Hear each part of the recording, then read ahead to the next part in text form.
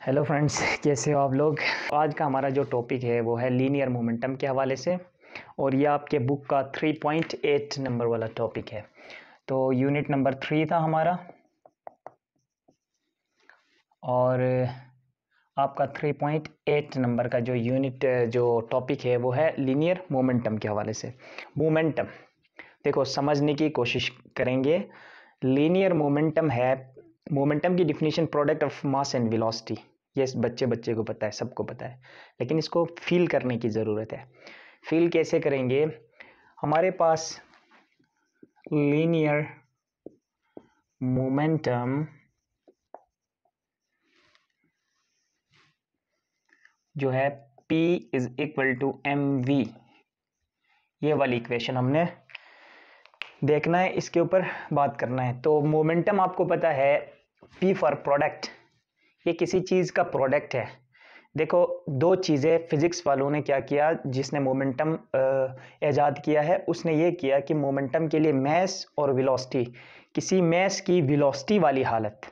देखो, मैस आपके पास है, जो ही मैस वेलोसिटी पकड़ता है तो उसके अंदर एक ताकत आ जाती है। मसलन वो ताकत कैसी? आप कह सकते हो कि वो ताकत है डिस्ट्रक्शन करने वाली ताकत, यानी किसी चीज़ के अंदर तोड़ फोड़ पैदा करने वाली। फॉर एग्जाम्पल, मोमेंटम क्या है? एक छोटा सा मास लेते हैं, मैस को क्या करो, दीवार पे मारो जोर से, ठीक है। जितनी जोर लगाओ, जितनी आपकी हिम्मत बनती है उतनी जोर लगा के दीवार पे मारो, तो वो मैस, वो पत्थर का टुकड़ा, वो छोटा सा पत्थर या फिर कोई बॉल ले लो, मेटालिक बॉल, जब फेंकते हो तो वो दीवार पे लगती है तो दीवार पे निशान पैदा करेगी, दीवार को तोड़ेगी नहीं, क्योंकि आपकी स्पीड, आपकी जो फोर्स उस बॉल पे आप लोग लगा रहे हो वो इतना ज़्यादा नहीं होगा कि वो दीवार को तोड़े। लेकिन इसी मैस को आप किसी मशीन के अंदर, किसी मैंजेनिक टाइप की किसी मशीन के अंदर फिट करके बहुत फास्ट मारो दीवार पे, तो वो दीवार को तोड़ सकती है। ये जो तोड़ने वाली ताकत है, तोड़ फोड़ करने वाली, ठीक है, तबाही मचाने वाली जो ताकत है, यही आपकी मोमेंटम है। ये तब होती है जब किसी मैस के अंदर वेलोसिटी आ जाए। अगर वेलोसिटी ज़ीरो हो तो आपकी मोमेंटम नहीं है, मोमेंटम ज़ीरो है, वो मैस नुकसानदा नहीं है। मसलन पत्थर हम फेंकते हैं तो उसमें वेलोसिटी आ जाती है, वो पत्थर, वो मैस जो है वो वेलोसिटी पकड़ता है। इन्हीं दो चीज़ों को, फिजिकल क्वांटिटीज़ को का प्रोडक्ट लिया उन्होंने। प्रोडक्ट ले सकते हैं, ऐड कर सकते हैं, सब कुछ कर सकते हैं, लेकिन इस केस में हम प्रोडक्ट ले सकते हैं। प्रोडक्ट क्यों लेंगे? देखें, एक मैस है, आपके पास एक वेलोसिटी है, एडिशन करेंगे तो नुकसान है। कैसे? मिसाल के तौर पे कहता है, सबसे पहले हम डिफिनीशन से स्टार्ट करेंगे। इसकी डिफिनीशन हमारी जो ओल्ड वाली फैशन, जिसमें हम सबसे पहले डिफिनीशन करते थे, उसके बाद स्टार पॉइंट्स करते थे, उसके बाद उसकी मैथमेटिकल इक्वेशन लिखते थे, उसके बाद हम क्या करते थे, यूनिट कोई बनती है तो वो लिखते थे। चौथे नंबर पे हम यूनिट लिखते थे। तो सबसे पहले डिफिनीशन है आपके पास, बहुत ही simple, product of mass and velocity, speed कह दो, वेलोसिटी कहो।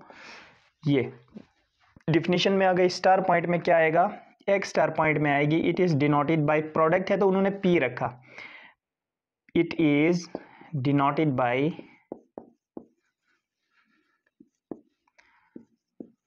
पी, ये वेक्टर क्वांटिटी। अभी इस पे बात करेंगे। दूसरा स्टार पॉइंट होगा, इट इज वेक्टर क्वांटिटी।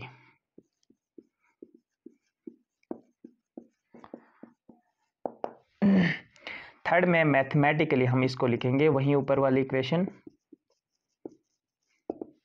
क्या करते हो आप? प्रोडक्ट लेते हो मैस और वेलोसिटी का, तो वो आपका आता है P फॉर प्रोडक्ट। ये भी वेक्टर है क्योंकि वेलोसिटी एक वेक्टर क्वांटिटी है। और इस मोमेंटम की डायरेक्शन भी होगी। डायरेक्शन कौन सी होगी? जिस डायरेक्शन में वेलोसिटी होगी उसी डायरेक्शन में आपका मोमेंटम जाएगा। उस मैस और वेलोसिटी, वो दोनों किसकी तरफ जा रहे हैं? किसी बंदे की तरफ बुलेट आती है, पिस्टल से निकलने वाली बुलेट बंदे की तरफ जब आती है तो खाली बुलेट नहीं आती, बुलेट के साथ उसकी वेलोसिटी भी आती है, उसी डायरेक्शन में आ रही है, इसीलिए मोमेंटम भी उस जानिब होगा। सही है?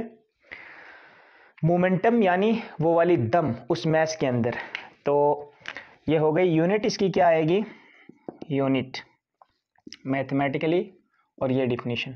यूनिट आपकी आती है मास और वेलोसिटी की यूनिट मिलाना है आपने, क्या बनेगी, मास की यूनिट है केजी और वेलोसिटी की यूनिट है मीटर पर सेकंड, ये दोनों मिला के मोमेंटम की यूनिट आ जाएगी।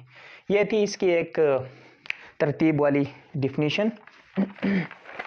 तो इसको अभी हम मिटा रहे हैं, अगर नोट करना चाहो तो नोट कर लो, अदरवाइज ये सारा कुछ आपके बुक में समझने के लिए था। अब बात करते हैं मोमेंटम किसी एग्जांपल के थ्रू। फॉर एग्जांपल आपके पास दो बॉडीज लेते हैं, एक है आपके पास बुलेट, ये एक बुलेट है, ये बुलेट इसका मास बहुत कम होता है, 0.1 kg ले मान लो, 100 ग्राम। ये बुलेट जो है वो आगे की तरफ जा रही है, जिस डायरेक्शन में जा रही है वेलोसिटी इसकी आगे की तरफ है, और इसका मास ये है, छोटा सा मास है। देखो एक बंदा यहाँ पे खड़ा था, ये बंदा यहाँ पे खड़ा है, और सेम एक और केस लेते हैं जिसका मास बड़ा होगा, वेलोसिटी कम होगी। फॉर एग्जांपल आपके पास एक कार है, ठीक है, एक गाड़ी है, इसका मास तो बहुत ज़्यादा है, मास है 1000 kg, और इसकी वेलोसिटी इसकी भी v आगे की जानिब है। इसकी जो वेलोसिटी है, बुलेट की जो वेलोसिटी है वो है 1000 मीटर पर सेकंड, और इसकी वेलोसिटी बहुत कम है, लेट सपोज 0. इसकी होगी 0. वेलोसिटी ले लो, कोई भी वेलोसिटी ले लो, 0.1 मीटर पर सेकंड। मैं एग्जांपल समझाने के लिए आपको बता रहा हूँ, ठीक है। इसकी जितनी मास है इसकी इतनी वेलोसिटी है, क्योंकि प्रोडक्ट हम लाना है। देखो इस केस के लिए मोमेंटम फाइंड करो और इस केस के लिए मोमेंटम फाइंड करो। मास तो बहुत छोटा है, लेकिन जब इस बंदे पे वो गोली लगेगी तो बंदे का क्या करेगी, पेट में सुराख करके पीछे निकल जाएगी ये गोली।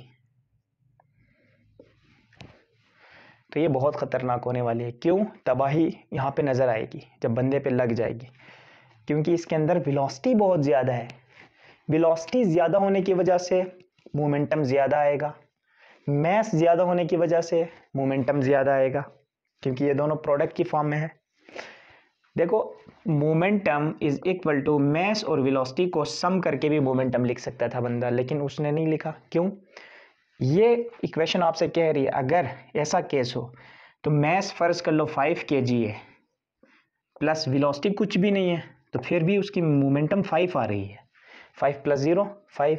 तो दिस इज रॉन्ग, जब तक वेलोसिटी नहीं होगी मोमेंटम नहीं होगी। तो ये प्लस और माइनस में नहीं लिख सकते थे, डिवाइड में भी नहीं लिख सकते थे, क्योंकि डिवाइड में अगर हम लिखते प्लस और माइनस में रॉन्ग हो सकता है। और यही momentum mass divided by velocity भी नहीं कर सकते थे। क्यों? क्योंकि इसका मतलब ये हुआ वेलोसिटी आपकी डिनोमिनेटर में आ रही है, वेलोसिटी ज़्यादा है तो इसका मतलब मोमेंटम कम है, ये तो गलत है। वेलोसिटी ज़्यादा होगी तो मोमेंटम ज़्यादा होगी। ये भी हमारे दोनों केसेस के लिए, तीनों केसेस के लिए ये इक्वेशन सही नहीं जा रही थी। तो ये इक्वेशन हो सकती है, प्रोडक्ट की फॉर्म है। यहाँ पे वेलोसिटी 0 कर दो, मोमेंटम नहीं है, मास 0 कर दो, मोमेंटम नहीं है। इन केसेस में देखो तो यहाँ पे मास बहुत ज़्यादा है, वेलोसिटी बहुत कम है, 1000 को इससे मल्टीप्लाई कर दो तो क्या आएगा, 100 मोमेंटम इसकी। और इस केस में इन दोनों को भी प्रोडक्ट कर लो तो क्या आएगा, क्योंकि मास और वेलोसिटी का प्रोडक्ट है, मास को वेलोसिटी टाइम से मल्टीप्लाई कर लो, 1000 1 जार 1000, एक डिजिट के बाद पॉइंट लगाएंगे, इसमें भी यही हुआ था नीचे, तो दोनों में 100। इसमें मास ज़्यादा है, वेलोसिटी बेशक कम है। जितनी ये गोली नुकसान पहुंचाएगी, अगर ये गाड़ी किसी को मारेगी तो ये भी उतना ही नुकसान पहुंचाएगी। क्यों? क्योंकि दोनों का मोमेंटम सेम है। तो मोमेंटम कुछ ऐसी फिजिकल क्वांटिटी है, वेक्टर क्वांटिटी है, और डायरेक्शन मैंने आपको बता दिया। अब आते हैं मोमेंटम और न्यूटन सेकंड लॉ।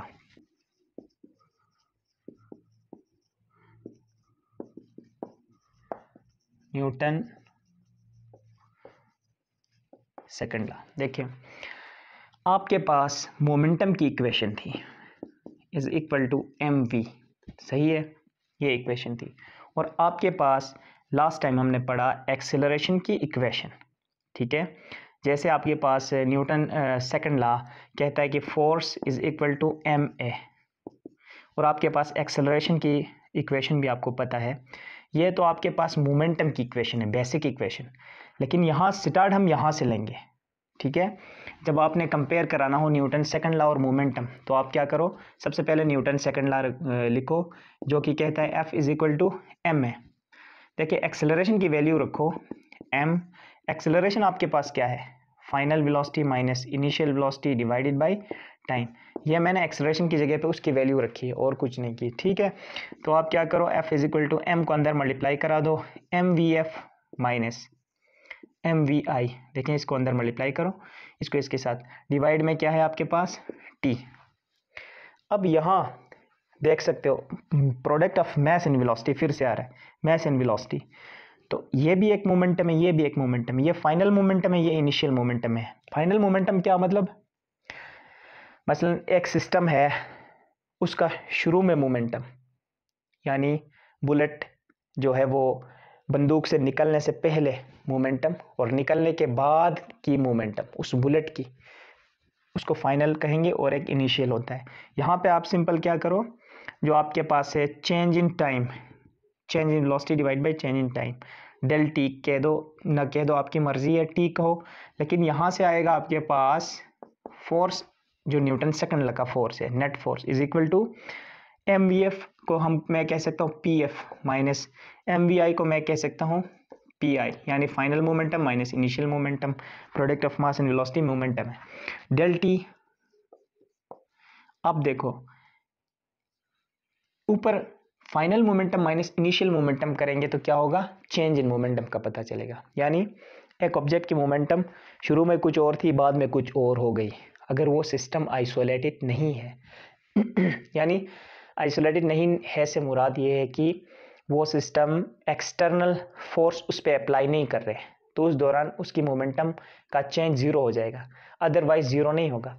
तो यहाँ पे इसको हम चेंज इन मोमेंटम कहेंगे। तो force is equal to del P divided by del T. Change के लिए हम क्या यूज़ कर सकते थे, डेल वाला सिंबल, ठीक है।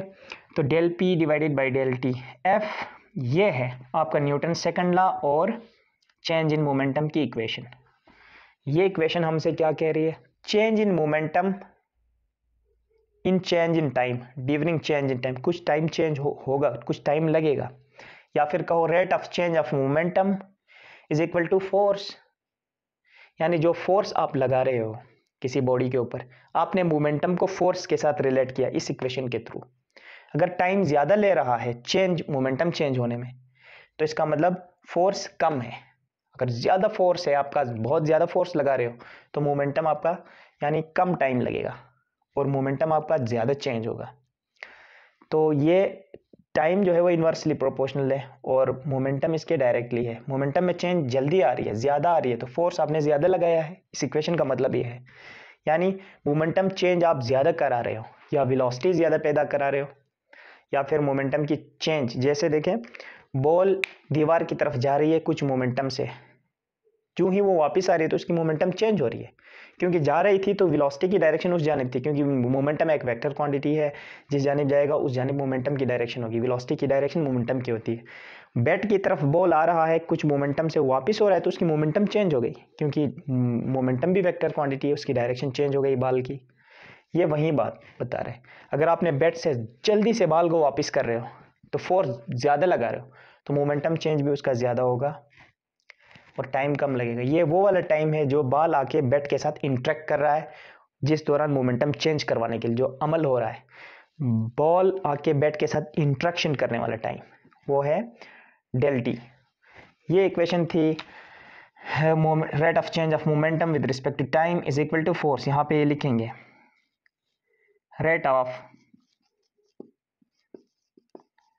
Change of momentum